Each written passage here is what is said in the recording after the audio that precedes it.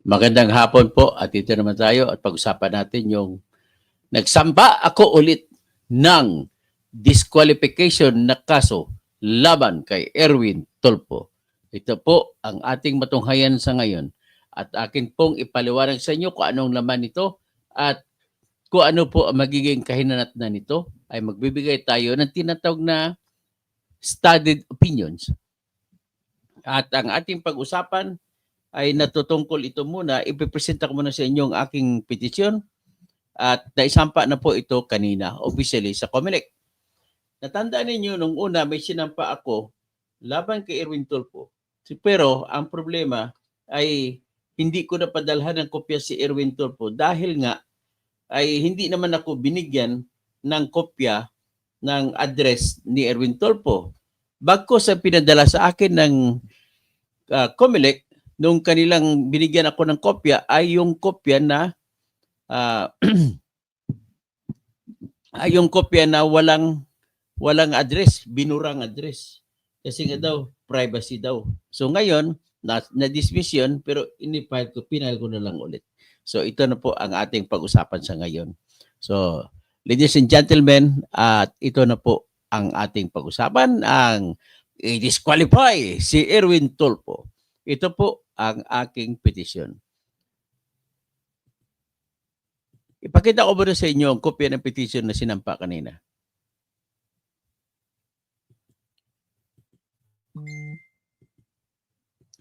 So, yan po.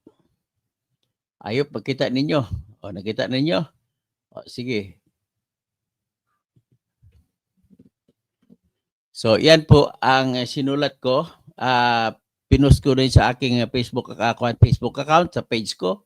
I filed this petition to make it sure. Hindi ito. Iba ito. Sandali lang. Iba ito. Ang ano ito?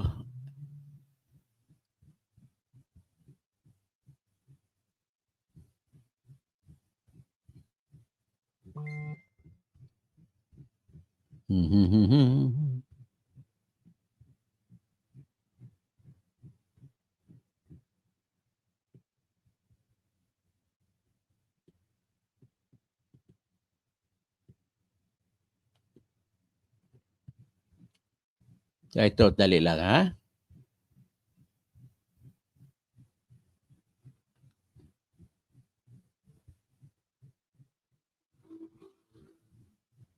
Nasampa po ito kanina, mga kahapon in-email ko sa COMELEC at kanina ay personal na ipina-receive. So nevertheless, ito po yung bubuksan natin.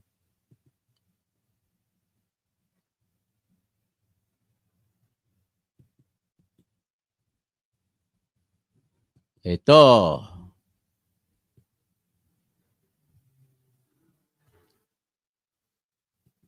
So ito po yon.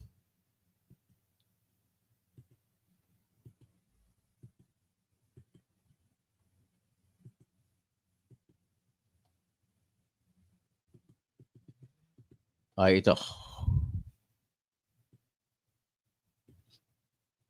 Ito po yung petition na aking sinampa kanina sa COMELEC.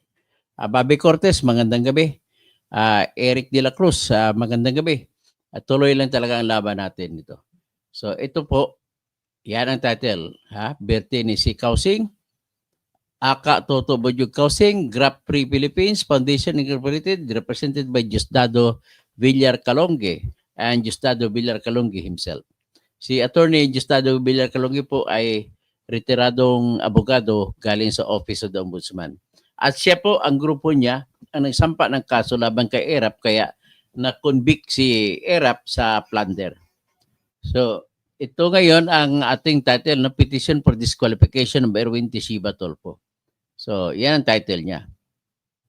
So, ito, ang enumerate ko kung ano mga dahilan ko. Number one ko na dahilan ay siya ay na-convict ng 4 na libel. Tapos, so kada libel ay may disqualification sa ilalim ng moral turpitude na doktrina at kung 4 na 5 taon din. So 20 years siya dapat niya hindi pwedeng tumakbo. Sa pangalawang dahilan ay hindi siya po Pilipino.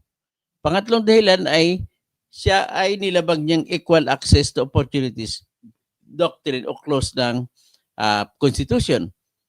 Pang-apat na dahilan ay yung political dynasty na provision sa Section 26 Article 2. Ang panglimang dahilan, ito po, novelty ito. Kabago-bago at hindi nyo pa narinig itong dahilan na to. Na sinabi ko, for failing to prove his academic qualification. Yan. So, matindi yan. So, ngayon, didiscuss ko muna siguro, direkto na ako sa discussion sa mga dahilan. Unang dahilan, moral turpitude for 20 years. So, Englishin ko the first cause of action against the respondent is he is disqualified from running for senator in the May 12, 2025 elections because he was convicted of 4 counts of libel that became final after these were affirmed by the Supreme Court. These libel cases are a judicial notice unreadable in the Supreme Court case entitled Erwin Tolfo versus People, GR number 161032, September 16, 2008. A copy of this case, Tolfo versus People, is attached hereto as Annex B, which is also of judicial notice to the COMELEC. The 4 counts of libel involve moral turpitude, which is a disqualification under Section 12 of Omnibus Election Code. These 4 counts of libel must be served successively, so the existence of the moral turpitude runs 5 years for every count and will expire in 20 years for all of the 4 counts from the service or execution of the sentence. It is settled that libel involves moral turpitude as declared in Delgado T. versus Philip A. Pichay, GR number 219603, January 26, 2016. A copy of this Delgado T case is attached here to as Annex C, which is also a judicial notice to the COMELEC. In this case of Delgado T, Pichay was disqualified for the same crimes of libel, for which Erwin Tolfo is the principal offender. There is no record showing that Erwin Teshiba Tolfo has served the 4 counts of libel, presuming that he has not begun serving the sentence. So he is barred under Section 12 of the Omnibus Election Code. Section 12, disqualifications. Any person who has been declared by competent authority insane or incompetent or has been sentenced by final judgment for subversion, insurrection, rebellion, or for any offense for which he has been sentenced to a penalty of more than 18 months or for a crime involving moral turpitude shall be disqualified to be a candidate and to hold any office unless he has been given plenary pardon or granted amnesty. The disqualifications to be a candidate herein provided shall be deemed removed upon the declaration by competent authority that said insanity or incompetence had been removed, or after the expiration of a period of 5 years from his service of sentence, unless within the same period he again becomes disqualified. So number 18, even assuming that Erwin Teshiba Tolfo has paid the 4 fines, the moral turpitude disqualification for 5 years of every sentence has been attached to his person for 20 years from payment of the fines because he had 4 cases or counts to serve successively. In Article 70 of the Revised Penal Code, there is no provision that says that fine is in the nature that can be served simultaneously. Number 20, even if Erwin Teshiba Tolfo paid the fines imposed on him for the 4 counts of libel, his moral turpitude disqualification cannot be served simultaneously, but successively. This means that the 4 or 5 year period of disqualification must be served successively or one after the other. If it is, then the moral turpitude disqualifications of Erwin Teshiba Tolfo can end at the earliest by the year 2028 if he paid the fines in 2028. Besides, there is no evidence showing when Erwin Teshiba Tolfo complied with the decree of the Honorable Court insofar as the order for him to pay the fines for the 4 counts of libel. So Tagalog pa, ang ibig sabihin nito ay sa ating teorya ay disqualified pa rin si Erwin na tumakbo sapagkat mayroon siyang disqualification na tinatawag na moral turpitude. Ano yung moral turpitude? Ibig sabihin, masama yung moral niya. Masama yung kanyang kanyang pagtingin sa kanya bilang isang hindi maganda. Kumbaga immoral. Mas maintindihan niyo pang immoral. So so ngayon kung immoral siya, sa loob ng 5 taon, kung nasintensyahan sa libel, nasintensyahan siya kasi sa libel noong 2008. So kada sentensya, 5 taon ang pagbawal sa kanya na tumakbo. So kung 4, so 4 times 5, 20 years. So kung 20 years, isimula tayo sa 2008, ibig sabihin plus 20, 2028 pa lang siya pwede tumakbo. Yan ang ating theory. So anyway, I leave this decision to the Supreme Court kung aabot man kami ng Supreme Court. So, ang pangalawa ay hindi siya Pilipino. Ito pong aking argumento na hindi siya Pilipino. Paragraph number 27. The second cause of action for his disqualification is that respondent Erwin or Erich Sylvester Tulfo is a citizen of the United States of America and is not a Filipino. The only way for a Filipino to be considered a dual citizen is when he applied for dual status under Republic Act 9225. Erwin claimed he did not renounce his U.S. citizenship because he claimed he was not considered a U.S. citizen by the U.S. Embassy officials when he surrendered his U.S. passport that he had been using under the name Erich Sylvester Tulfo. So next, Erwin said he was not allowed by the officials he talked to at the U.S. Embassy to do so because he had nothing to renounce, because Erwin Teshiba Tulfo was not a U.S. citizen and it was Erich Sylvester Tulfo who was the U.S. citizen. Number 31 paragraph. In other words, Erwin Tulfo admitted he was holding a U.S. citizenship under the name Erich Sylvester Tulfo since 1991. In addition, he admitted holding a Social Security identification card under the name Erich Sylvester Tulfo and a driver's license also in the same name. Nevertheless, he was deemed to have admitted as the holder of the Erich Sylvester Tulfo U.S. passport since 1991 because he submitted to the Philippine Congress Commission on Appointments these documents showing he surrendered to the U.S. Embassy in Manila the passport in the name of Erich Sylvester Tulfo and the Social Security card of Erich Sylvester Tulfo. A copy of the document showing his surrender of the U.S. passport and the Social Security card on June 27, 2022 is attached here to as Annex D, which was certified by the COMELEC as a true copy. The document submitted by Attorney Moises Tolentino Jr. in his petition for disqualification filed against Erwin or Erich when Erwin was about to be proclaimed as the third representative Vice Jeffrey Soriano for ACT-CIS party list in the records of the COMELEC.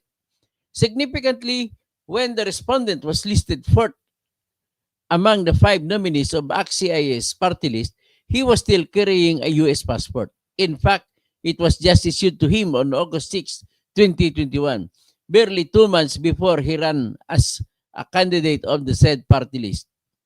This petition of Attorney Tolentino was docketed as SPA number 23-001 DCN. These documents of Attorney Tolentino are adopted in this petition by reference as integral parts thereof. All these documents are of judicial notice to the COMELEC and to respondent Erwin Teshiba Tulfo or Erich Sylvester Tulfo. At any rate, the same documents of Erwin or Erich in the Commission on Appointments and in the COMELEC's custody are of judicial notice to the COMELEC.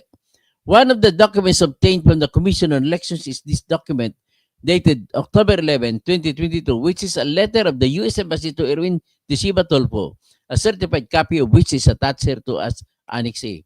This October 11, 2022 document reads, the Department of State of the USA has revoked U.S. passport number of Erwin Tulfo or in the name of Erich Sylvester Tulfo, issued to you in the name of Erich Sylvester Tulfo on August 6, 2021, along with any other valid U.S. passport issued to you pursuant to 22 CFR Section 51.62, Paragraph A, Paragraph 2, which provides that a U.S. passport may be revoked when it has been determined that the passport was obtained illegally, fraudulently, or erroneously. So the regulation cited in this letter may be found at http://www.ecfr.gov. Kung malaman pala ni Trump ito, mumurahin siya ni Trump, no? Department records show that you initially executed a U.S. passport application on 1991, in which you were issued U.S. passport number, okay, on May 24, 1991. Subsequently, on October 19, 2001, you submitted a U.S. passport renewal application and were issued U.S. passport number. Okay, additionally, on August 5, 2011, you submitted a U.S. passport application again, and it resulted in issuing U.S. passport to you. Ganun yung sinabi, no? So most recently, you submitted the U.S. renewal passport application and presented your previously issued U.S. passport number as your identity and U.S. citizenship. Consequently, a U.S. passport number was issued in the name of Rich Sylvester Tulfo on August 6, 2001. As investigation revealed that Erich Sylvester Tulfo, born on December 30, 1965 in Hawaii, is not your true identity. Ibig sabihin, falsifikador pala ito si Erwin. Mahilig mamiki. Fake news ang lagi. So evidence suggests that you are Erwin Teshiba Tulfo, born on August 10, 1963 in the Tacloban City, Leyte, Philippines. In fact, on June 27, 2022, you signed a voluntary statement that you were born in the Philippines and you obtained your US birth certificate by fraudulent means. So, talagang minaniobra niya, talagang falsifikador, ang tawag dito. You admitted that in fact your birthplace is Tacloban City, Leyte, Philippines.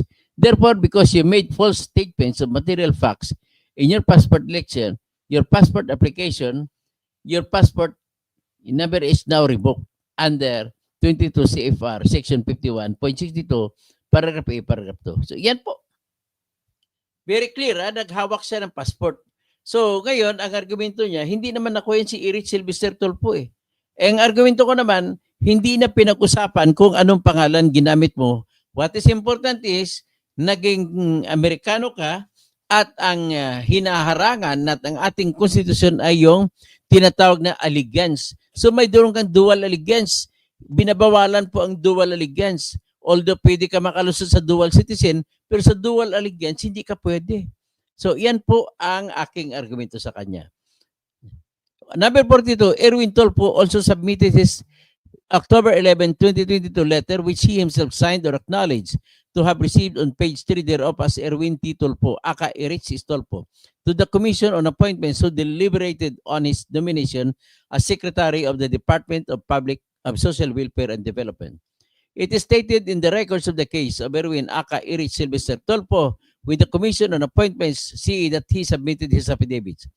It is also stated in the records of the COMELEC that Erwin to the CA copies of his income tax return, and these are adopted here. Okay, Section 3, Article 6 of the Constitution prohibits any person from running for senator if he is not a natural-born Filipino citizen. Number 46, because it is established that Erwin Tulfo is the same person who used the U.S. passport in the name of Erich Sylvester Tulfo, and the fact that he has not renounced his American citizenship, he is not a Filipino, at least constructively. Number 47, paragraph. It is immaterial that it happened that Erwin used the U.S. passport under the name Erich Sylvester Tulfo. That is because any person can use any name and it will not lose his actual physical identity under his original name or birth name or his citizenship. What is important, and paragraph number 49, what is important is the fact that he has been holding a U.S. passport under the name of Erich Sylvester Tulfo. Number 50, paragraph. He also voluntarily said to Sharon Cuneta in a television interview with him and his brothers Ramon and Rafi that he had been a member of the U.S. Army, which is a self-admission. Number 51, a copy of this video can be viewed at this link or Uniform Resource Locator. Okay. Number 52, paragraph. As such, this interview of Sharon Cuneta is of judicial notice to the COMELEC for this administrative proceeding. Number 53, as a U.S. Army member, he must be either a U.S. citizen or at least a green card holder. Number 54, of course, logic says he was a U.S. Army member using the name of Erich Sylvester Tulfo. Number 55, in his defense, as stated in his verified answer filed by him in the case, Attorney Moises S. Tolentino Jr. versus Erwin T. Tulfo, is PA case number 23-001, DCN Erwin admitted in paragraph 25 therein that he became a member of the U.S. Army. Number 56, paragraph. But Erwin just said in paragraph 26 of his verified answer that he went to the U.S. as a tourist and he was then spotted by a member of the U.S. Army who befriended him and thereafter offered the respondent to join the U.S. Army. Number 57, paragraph. In paragraph 27 therein, Erwin said that he accepted the offer to uplift the status of the life of him and his family. Number 58, in paragraph 28, Erwin feigned ignorance on how the papers for his membership in the U.S. Army were processed. Number 59, but for sure it is of judicial notice that before one is accepted in the U.S. Army, the individual must take the oath swearing allegiance to his country as a citizen or as a green card holder. Number 60, the act of taking oath to be a member of the U.S. Army was done personally by Erwin so that it did not matter what name he used in taking that oath. Number 61, aside from becoming a U.S. Army member in 1988, he also applied for a U.S. passport in 1991. Renewal of the same in the year 2021. Second renewal in the year 2011. And third and final renewal in 2021. By taking oath as an Army member and applying for a U.S. passport, he completed the acts needed for him to be considered for all intents and purposes as a U.S. citizen and simultaneously lost his Filipino citizenship.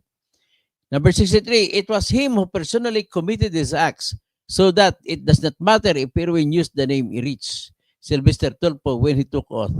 Number 64, in applying for a U.S. passport, he also took an oath as a U.S. citizen.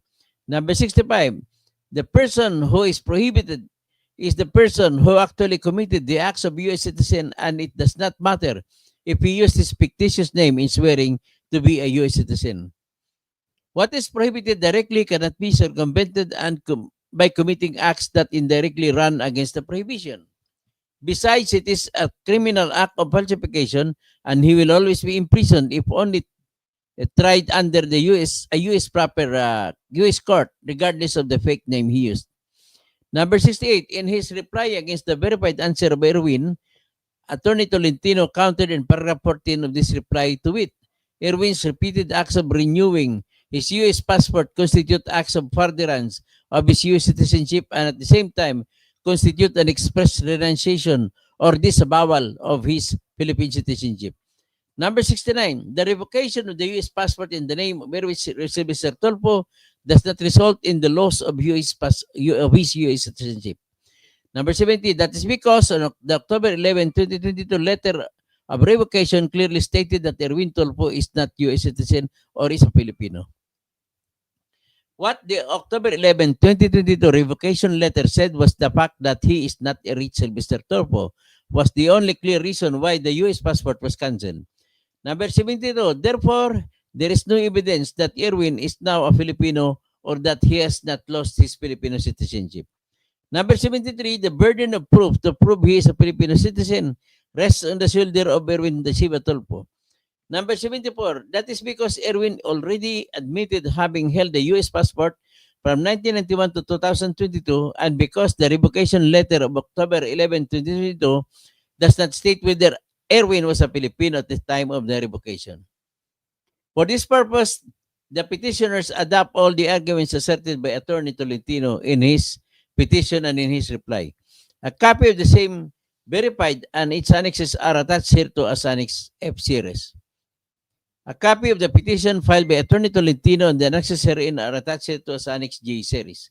A copy of the reply filed by Attorney Tolentino and the annexes therein are attached here to as Annex H series. So, equal access doctrine. Dito naman tayo sa equal access clause. The third cause of disqualification against the respondent is a violation of the political dynasty prohibition of the Constitution as stated in Section 26 of Article 2 thereof. The running of Erwin Tulfo to the position of senator simultaneously with his brother Benvenido Ben Tesiba Tulfo and the act that their brother Rafi Tesiba Tulfo is an incumbent senator constitute, along with the fact that Erwin Ben are topping the surveys, constitute as a violation of Section 26 of Article 2 of the 1987 Constitution. This constitutional provision reads, Section 26, the state shall guarantee equal access to opportunities for public service and prohibit political dynasties as may be defined by law. Number 32, there are two constitutional laws that are stated in Section 26. The first is the provision that states that the state shall guarantee equal access to opportunities for public service. The second provision states that the state shall prohibit political dynasty as may be defined by law. May ha, hindi shall. So number 85, but let us consider the first provision in this discussion. Respondents Erwin Tesiba Tulfo and Ben Tesiba Tulfo and their brother Rapi Tulfo know they have been extremely popular among Filipino voters. In fact, they are even ranking number 1, number 2 in political surveys. Both Erwin and Ben filed their certificates of candidacy for senator for the May 12, 2025 elections. In filing the certificates of candidacy, Erwin and Ben knew that if they ran for senator and at the same time they would deprive the rest of the Filipinos of equal access to opportunities for public service as senators, insofar as 2 Senate seats that would go to Erwin and Ben are concerned. With this, respondents Erwin and Ben know, or under ordinary sense, would be defeating the policy of the Constitution to give equal access to opportunities for public service. If Erwin and Ben filed their certificates of candidacy at the same time for the same election for senators, there would be no equal access to others who are running also for senators. Erwin and Ben knew from the start that with their extreme popularity, they would violate this constitutional policy of providing equal access to opportunities for public service. Allowing them to run will make the state violate Section 26 of Article 6, which commands the state to provide public service. When the Constitution speaks of public service, it speaks of the service that is rendered by the people who can perform satisfactorily the services that are the main official functions of the office being held. That is the same as the police officer who can never be a high school graduate. Otherwise, it violates the provision that the state shall guarantee full freedom and guarantee to stress. Number 96, public service means service performed by a qualified individual, and it is not public service if the work is performed by an individual who does not know the work. So, number 97, Section 26 justifies laws requiring minimum educational qualifications and degrees for political positions. Number 98, it is absurd to say that the framers of the Constitution intended to give Filipino leaders who are mediocre. Number 99, of course, the mindset of the framers of the Constitution when they were crafting the constitutional provisions was to give the best for the state and its people. Number 11, it follows that the framers of the Constitution did not intend to have senators who are charlatans. Number 101, for having little or no knowledge of law, as they did and even enroll in basic and substantive law subjects and lawmaking, it will be violative of the Constitution to allow Erwin and Ben to be elected to the positions they are unqualified of. The use of legal consultants does not offset the lack of knowledge by a senator because it is the senator himself who will personally debate and vote on the bills under consideration. Number 103, the framers of the Constitution know from the start that senators must be excellent in thinking of laws that will strengthen the economic, political, and social foundations of the state. In addition, the acts of Erwin and Ben in simultaneously filing their respective candidacies for senator will create a political dynasty defined as the rule of persons belonging to one family, either simultaneously or successively, like making public offices at their private business. Of course, the framers of the Constitution were thinking of the best intentions they could muster while crafting the laws that would bring the best for the people and the country. And they did not think of having the possibility of a president, vice president, senators, congressmen who are morons or mediocre, but who can read and write.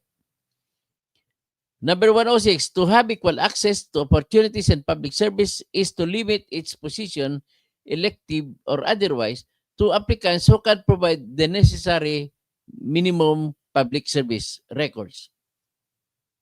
Political dynasty. Section 26 says that the kind of political dynasty as may be defined by law.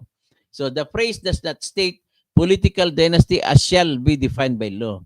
If the constitutional phrase is political dynasty that shall be defined by law, then it means that the word shall,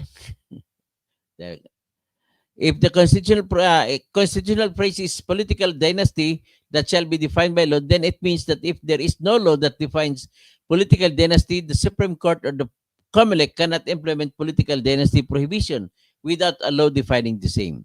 Number 110 pala. But the phrase adopted by the Constitution is political dynasty as may. So, ang operative word may be defined by law. Thus, it is not absolutely necessary or obligatory or mandatory that there must first be an enabling law for the political dynasty prohibition to apply. It is submitted that without any definition, the Supreme Court has an obligation to define what political dynasty is, or the COMELEC may formulate the implementing rules to give life and meaning to this long-standing constitutional problem. Section 26 is being reiterated to it. The state shall guarantee equal access to opportunities for public service and prohibit political dynasties as may be defined by law. The operative word is may. It means that the Constitution permits an ordinary meaning of what a political dynasty, which can be defined from experience that is reasonably understood by ordinary workers in the absence of a law. The COMELEC is authorized to make a preliminary interpretation, which of course is subject to the final determination that may be defined by the Supreme Court that is empowered to interpret. In the ordinary meaning of the word political dynasty, there is no dispute that the act of Erwin Disiba Tolpo of running for the Senate along with his brother Benvenido Benturbo violates the political dynasty provision of the Constitution, even made worse with one brother already an incumbent. Alam mo, dito na tayo sa 117. A copy of the certificate of candidacy of Ben Tulfo is attached here to as Annex F. The case against Ben Tulfo is to be filed separately. Completing the political dynasty is the fact that their brother Rafi Tesiba Tulfo is an incumbent senator, which fact is of judicial notice to the COMELEC and the Supreme Court. So, Section 26, Article 2 cannot be set aside just because there is no law defining political dynasty for the specific purpose of Section 26. Being clearly and undisputedly dynastic, it does not need a law but only an interpretation by the Supreme Court that has the power to interpret what political dynasty is. Between or among brothers or sisters or parents and children running for the same position, there is no need for a law to define what should be done. Being a brother or a sister of a parent or child needs no definition for it to be readily identified as dynasty. Siyempre magkapatid sila, automatic yun. Hindi na kailangan ng batas na sabihin magkamag-anak sila. So Erwin, Ben, and Rafi are brothers of each other. So there is no issue that they all fall within the natural definition of dynasty. Nepotism law, mag-apply din ng nepotism law. Kasi bawal na mag-appoint ka ng kamag-anak mo sa opisina kung saan ka man. So parang ganun din ang argumento ko na batas na susundin sa pag-apply ng tinatawag na political dynasty. So number 124, now there is a synonymous definition in law, and this law stated under the revised rules of administrative cases in civil service penalizes nepotism with dismissal from the service. Number 125, it is submitted that the law on nepotism prohibits an appointing officer to appoint a relative up to the first degree cousin or fourth degree relationship by consanguinity or affinity. For sure, the political dynasty referred to in Section 26 of Article 2 of the Constitution is synonymous to nepotism, and there are actually laws that prohibit appointments by an appointing authority that is called the law on nepotism. Up to this point, the petitioners take the position that there is actually no need for a law to execute the constitutional prohibition against political dynasty. What may be unclear or debatable that needs a clear law is a political dynasty among relatives outside brothers, sisters, siblings, parents, and children. So, ibig sabihin, posisyon ko rito, hindi na kailangan ng batas ng political dynasty kung ang titingnan natin ay magkakapatid. Ganun lang po, ikasimple. So, existence of two laws against, ito may dalawang batas naman na pwede mapagkukunan ng definition ng political dynasty. Number 129, nevertheless, the Philippines has two laws on political dynasty applicable to political position aspirants. We have the Bangsamoro Electoral Code that prohibits relatives within the second degree by affinity or consanguinity to run and to simultaneously file their candidacies. The code can be accessed at this link. Okay, yan official code ng Bangsamoro na batas. Section 9 of the Bangsamoro na batas ay nagsasabi, nominees submitted by a political party shall not be related to each other within the second degree of consanguinity or affinity. Yan ang sinasabi ko, may pera ka ba? Nang pwede mo patanggal yung mga tarpaulin ninyo na kabali-bali. Okay, diretso tayo kay Erwin Tulfo. Number 133, moreover, Sangguniang Kabataan Reform Act. Ito pang batas na nagbabawal sa political dynasty. Yung batas ng Kabataang Barangay Reform Act. So, qualifications, an official of the Sangguniang Kabataan, either elective or appointee, must be a citizen of the Philippines as a qualified voter of the Katipunan ng Kabataan, a resident of the barangay for not less than 1 year, immediately prior to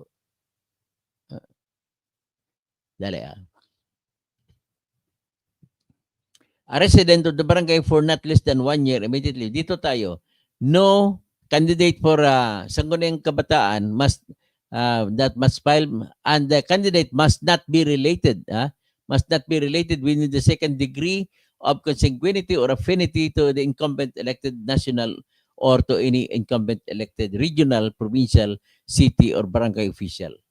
So, so batas na yan. So, pwede na sundin yan. Okay, 134 tayo. Erwin Tulfo and Ben Tulfo are related to Senator Rafi Tulfo with the second degree by consanguinity, because it is already defined by law that a political dynasty includes those who run at the same time in the same collegial body, like what Erwin Tisiba Tulfo and Benvenido Tisiba Tulfo are doing, makes them disqualified to run for the same collegial body. The voice of the people doctrine does not apply. Lagi lang in-invoke nila ni Erwin Tulfo. Hiyaan mo yung tao mamili. Ganun lagi sila. O, ito naman ang sa akin na punto ay nung bumuto tayo ng konstitusyon at nanalo, kasama na doon sa ating sinuko ay yung karapatan na mamili ng ating opisyal.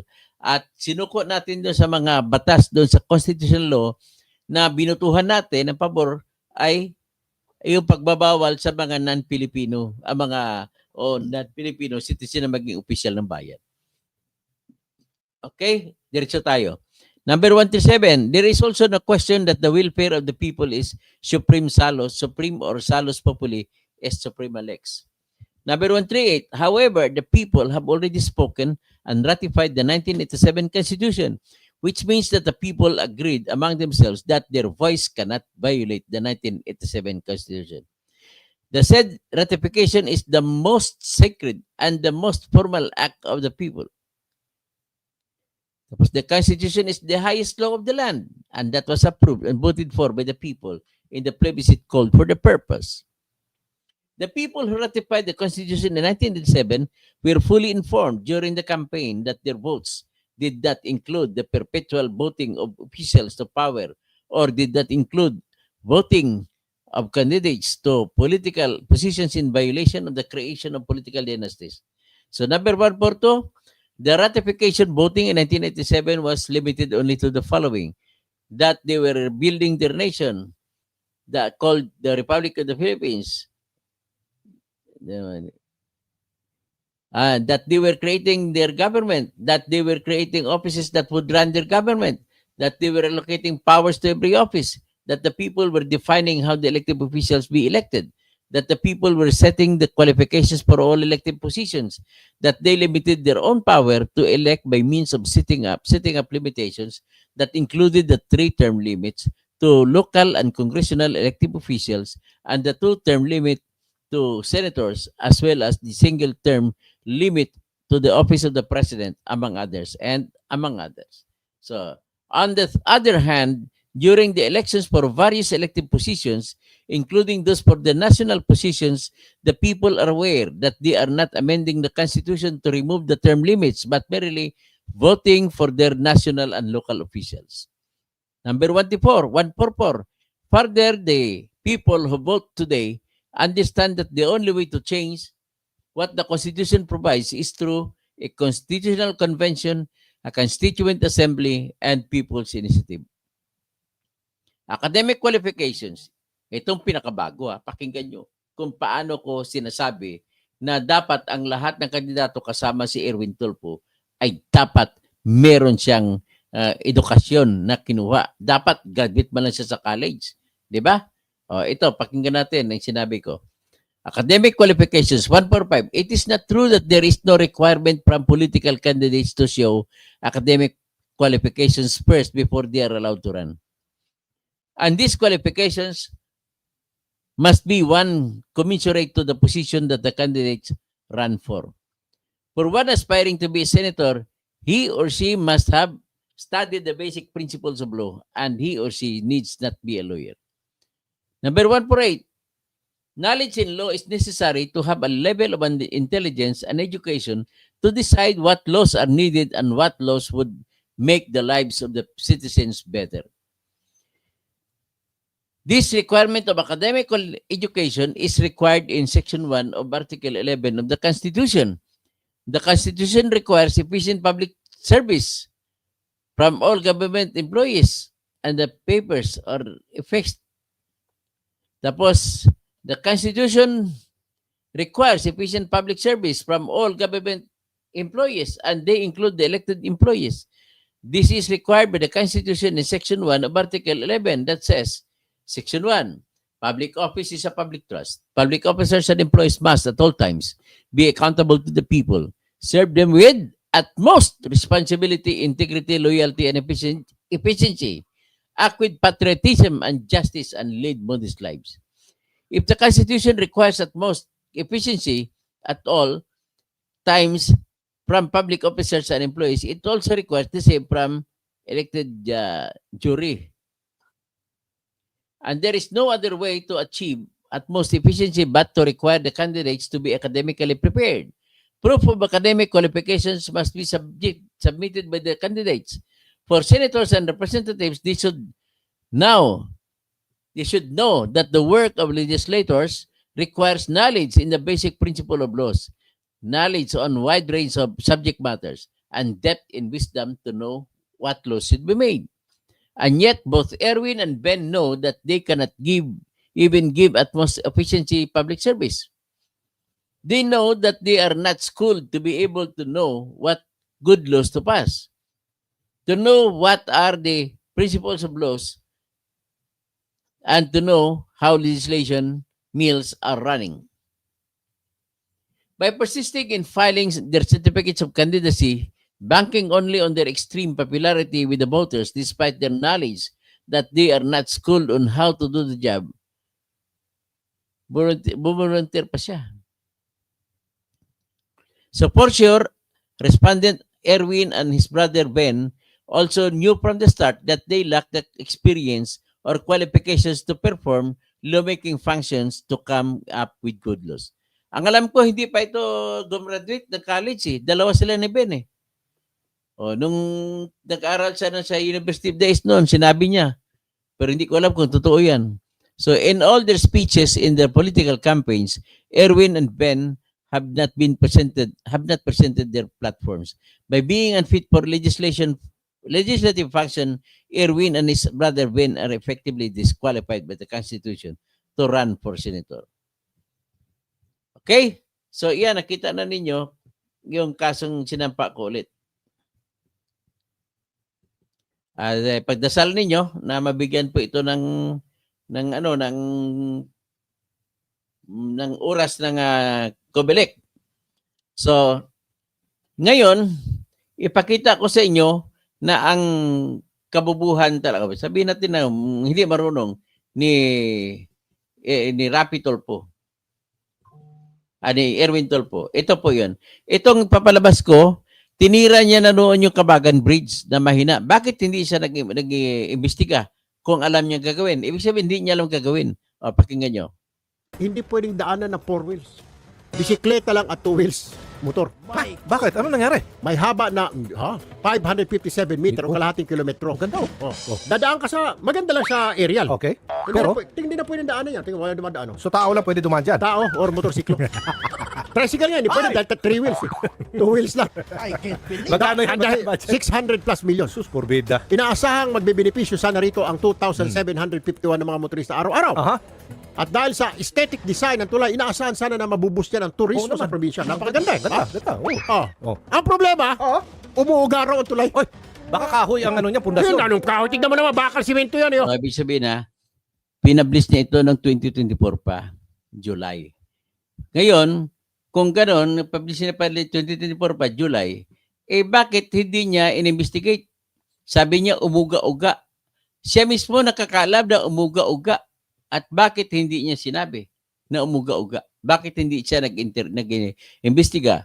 Bakit hindi niya pinatawag ang lahat ng mga opisyal ng DPWH na may kalalaman dyan? Bakit? Siya lang nakakalam pero hindi niya alam kung anong dahilan. Kasi hindi naman siya kwalipikado maging congressman. At bakit pa siya nilagay na congressman? Hindi pala kwalipikado. Yan ang problema. So, hindi siya kwalipikado pero nagawa niya ng paraan. At dahil sa ACT-CIS na inagaw lamang niya yung kanyang ang kanyang pwesto pagiging congressman mula sa kay Geoffrey Soriano na lehitimo na taga ACT-CIS.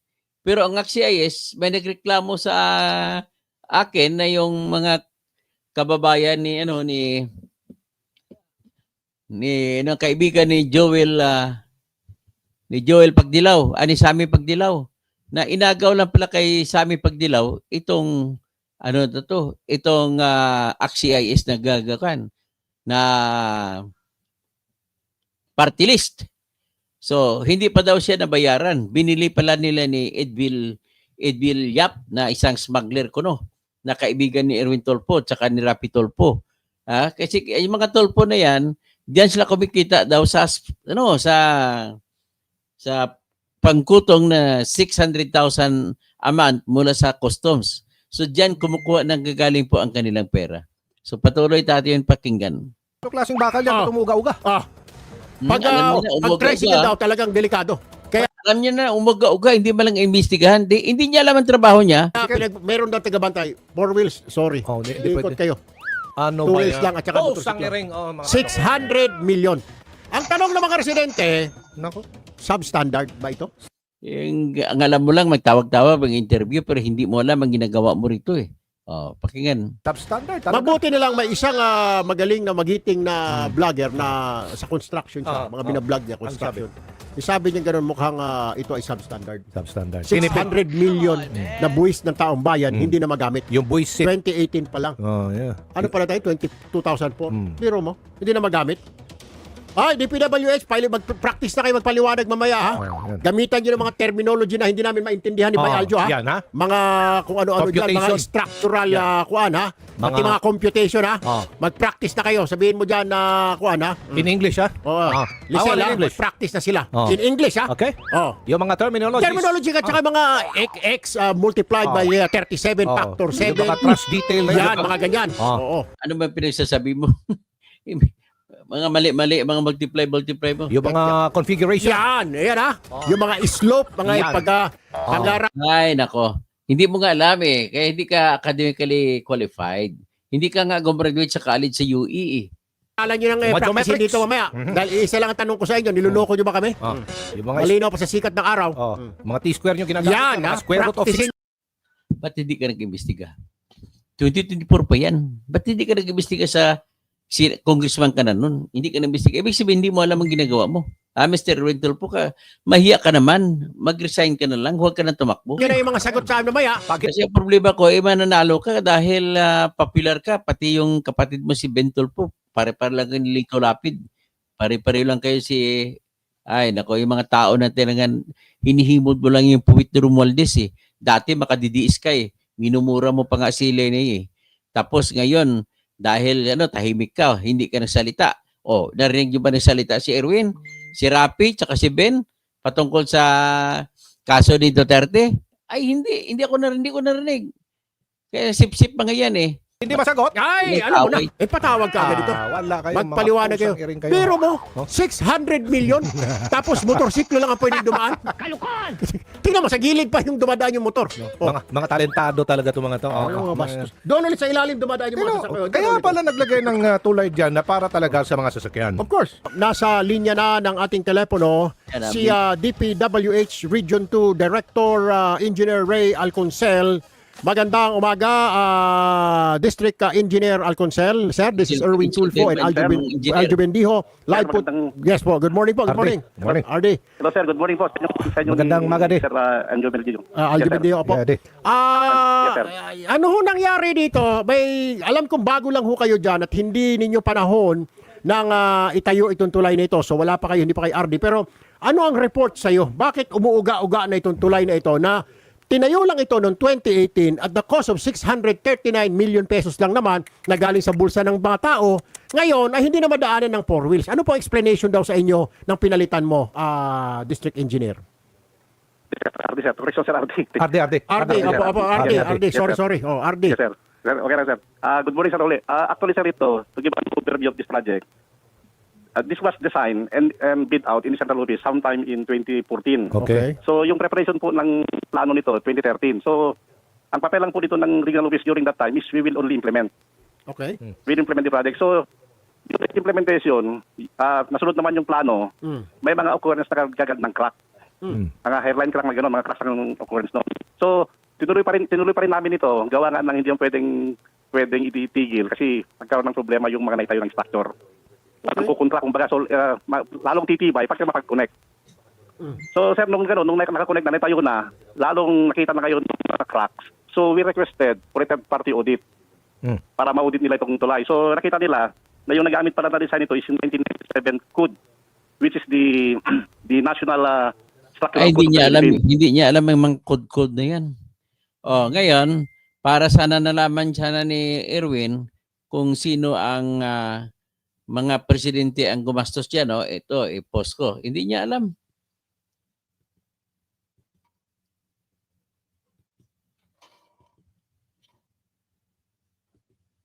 Ayan, yan ang talaan ng record. Ang project na ito ay binigyan ng pondo noong 2014 November sa halaga ng 413 million. Sa panahon nito ni Noynoy Aquino, Phase 1 niya kung tawagin. So, sa Phase 2, 2016, binigyan naman ng 236 million ni Noynoy Aquino. So, ilan ang total sa binigay ni Noynoy? Ay 649 million. Okay? Sunod naman, panahon ni Duterte, 2019, binigyan niya Phase 3 ng 153 million. O, sa kasunod na panahon, kay Bongbong Marcos na, noong 2023 May, ay binigyan niya ng retrofitting works na 275 million. At noong 2024, May, isang taon pa ulit, binigyan niya another 115 million. So, ang kabuang total ay 390 million. So, ibig sabihin, pinakamaliit pala na gastos kay Duterte. Pinakamalaki na gastos kay Noynoy. At second biggest na gastos kay BBM. So, wala naman nagot ka dito ngayon. Kasi yung contractor na nag-umpisa kay Noynoy, yun si JD Interior. Ang masama pa doon na hindi ko gusto, dapat magtumigil na kayo sa sa tinatawag na COMELEC. Huwag na po kayo tumanggap na contractor na sole proprietorship. Dapat korporasyon. Kasi pag mamatay yung may-ari ng construction firm na sole proprietorship, sino pa ngayon nahahabulin niyo? Patay na ang tao. Pero kung korporasyon ay hindi po namamatay, mamamatay man ang member nila sa kanilang board pero may papalit na bagong board. Pero ang korporasyon ay hindi po namamatay hanggat 50 years ang edad niyan. At pagdating ng 50 years, pwede pang i-renew yan. So yan po ang wisdom kung bakit dapat sa korporasyon kayo nakikipag-usap. Ang problema dito ay nakipag-usap kayo sa tao na tinatawag na ano ba meron diyan kay JD Interior? Bakit nyo binibigyan yung ng kontrata? Dami-dami pa palang kontrata na nakuha patungkol sa tulay. Tapos ito ginawa niya. Ang isa pang nakita ko dito na mali, bakit nung tinayo ay hindi man lang nagbabantay ang nag-design. Dapat nagbabantay ang design kung nasunod ng contractor ang paggawa ng pag-construct. O ang isa pa na nakita ko na kamalian dyan, may isa sa mga bakal sa sahig ng tulay na nahulog, may isa sa tie rod doon ang tawag hanger na kasing laki ng ng bakal na mula ilong ko hanggang mata ko, ganoon ang kapal ng diametro. So 100 mm. So ngayon, imbis na ang bakal dapat pag binira mo kabilaan ay mag-uunat at liliit, parang may liliit bago maputol. Pero itong sa Kabagan Bridge, yung bakal ay hindi nagliig, bigla kagad na putol. Ang ibig sabihin, umido po yung bakal na ginamit nyo. At dahil doon, the rest is history kasi magdodomino effect yan.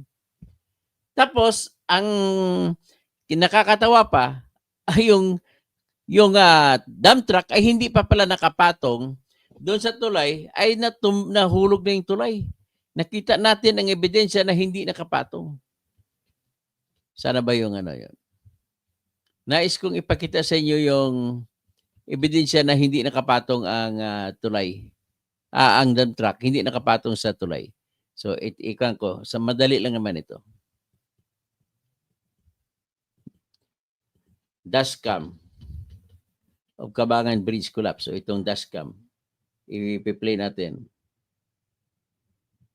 Okay? Okay. So, ngayon, i-play natin ito. Ipakita ko sa inyo.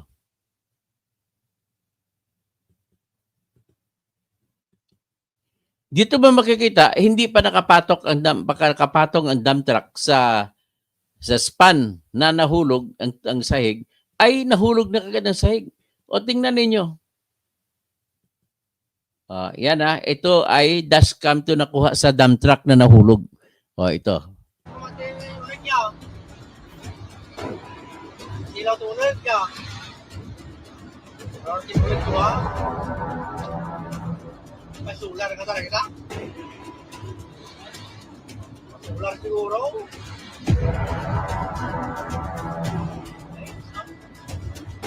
Naduot, maalang at ulang na tata.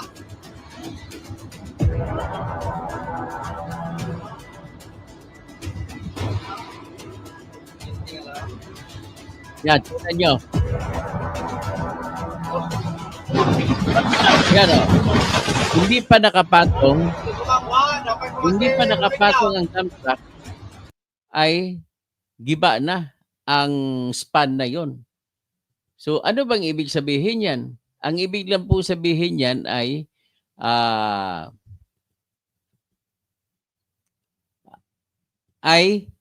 mahina pagkagawa. Itong sinasabi, nakita ko nga ng pinaka-weakest link ay yung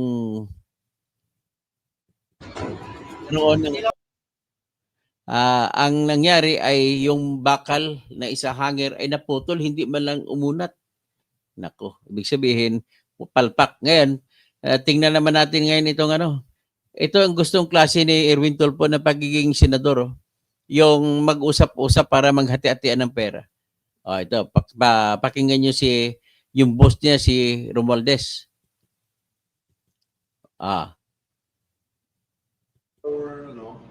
Chair for APRO.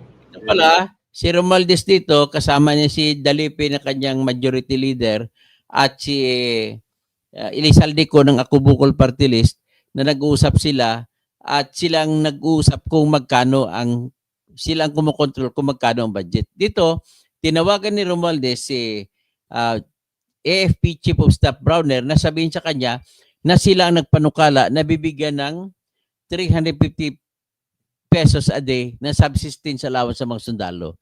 Ito naman ang pinsan niya, si BBM, inangkin na siya kuno nagbigay Naku, batas po yan. Batas ng ginawa ng pinsan mo. O, pakinggan mo. Our chair for APRO and our APRO bicameral members. Hi, Chief Romy. Please kindly convey to the entire AFP, to our men and women in uniform, that as we committed, that the subsistence daily allowance from 150 to 350 has not only been affirmed, but has been approved and it's being signed right now. We will ratify the bicameral report this afternoon. So please tell that regardless of whatever they heard, that's all fake news. Basta nagsalita tayo when we speak. As a speaker in the House, when we speak, we mean it and we will always deliver. You are top priority, sir. Please tell the Sapat na yan. Ang gusto ko lang ipahiwatig dito ay, ganun ba ang gagawin mo, Erwin Tulfo? Magkipag-usap paano kumita. Naipatunayan ko na sa inyo na kailangan pala sa ating konstitusyon, naghahangad ang ating konstitusyon na dapat kung sino man mahalal ay dapat kwalipikado para magkaroon ng utmost efficiency sa trabaho. Okay? Magandang gabi po sa lahat, no? Hindi na muna ako magbati kasi mag-1 oras na tayo.